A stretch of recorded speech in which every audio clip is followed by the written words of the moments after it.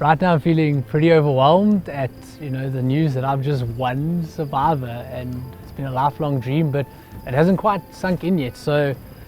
while I'm feeling like this wave that's slowly washing over me, I'm also in this dwell of like, is it real? So yeah, if there's one word to sum up how I'm feeling right now, it's probably grateful for the entire experience, and grateful to have been able to get to this point and be able to pull out a win. It means a lot. It's super special to me. When the votes were being read by Nico, I was kind of having doubts about which jurors might have put their vote on me or not, and I was like, have I done enough to win this game? So as my name came out a first time, a second time, a third time, I'm like, okay, cool, I only need 1 more, 2 more, 3 more, whatever it is. And when Nico goes the winner, and I just knew it was me, like I let out a bit of a scream of elation, which was maybe a little bit too loud, toned it down, and I don't think that it's really even sunk in at that moment, but somewhere up here I realized that I just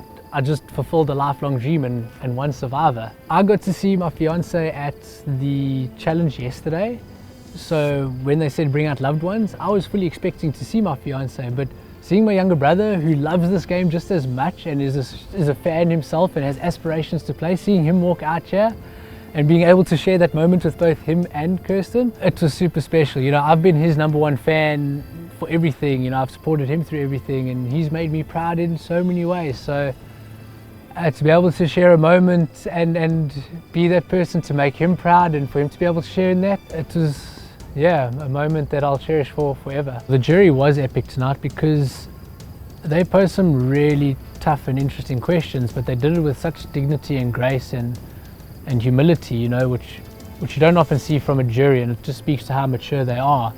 as players and as fans. I mean, there was a lot of things to think about that I hadn't actually thought about, but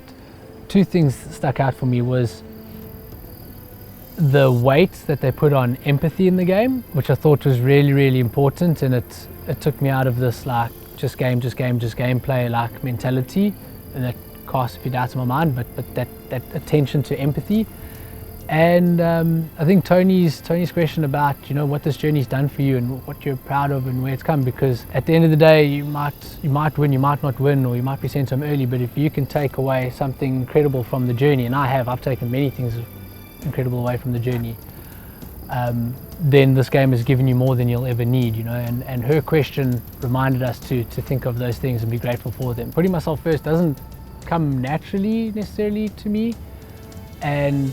I made a decision to put myself first, and that ultimately probably led me to winning the game, but it came at a cost. It's a weight that I'm gonna have to bear for quite some time. I don't think it will deter me. I think I do need to continue to assert myself, and when the time is right, pick and choose when to consider myself first, but it's just not my way of life generally, like I'm like an others first kind of guy, and I'm quite happy that way, to be honest. This journey has been the most incredible journey. The 39 days have been grueling beyond belief, physically, mentally, psychologically, emotionally. It's been incredibly draining, but so rewarding. It's allowed me to strip myself to the bare minimum and build myself back up over a period of time, and that I'll forever be grateful for, And it's also been one to remind me that, hey, it doesn't matter what phase of your life you're in, it's okay to dream, and it's okay to chase some sort of a dream, So I think it's just kind of reignited that fire to continue to chase dreams, no matter how big or small they are, Because why stop here,